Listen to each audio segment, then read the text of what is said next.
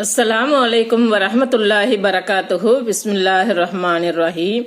அன்பான சகோதர சகோதரிகளே, எல்லாம் வல்ல அல்லாஹ்வின் நல்லடியார்களே, இன்று நாம் காண இருக்கும் தலைப்பு கை கழுவுதலை கை கழுவாதீர்.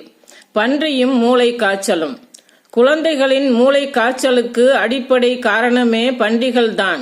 பன்றிகளில் உட்கார்ந்து இரத்தத்தை உறிஞ்சுகின்ற கொசு குழந்தையை வந்து கடிக்கும் போது ஏற்படுவதுதான் மூளை காய்ச்சல் என்பது அறிவியல் உலகம் ஒத்துக்கொண்ட உண்மையாகும்.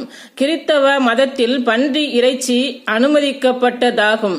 இன்னும் சொல்ல போனால் பன்றி இறைச்சி சாப்பிடுவதை புனிதம் என்று கருதும் கிறித்தவர்களும் இருக்கிறார்கள். இந்து மதத்தினரும் பன்றி இறைச்சி சாப்பிடுகிறார்கள். ஆனால் இஸ்லாம் அதை சாப்பிடுவதற்கு தடை செய்வதுடன் அதை விற்பதற்கும் தடை செய்கிறது. இந்தியாவில் மத்திய மாநில அரசுகள்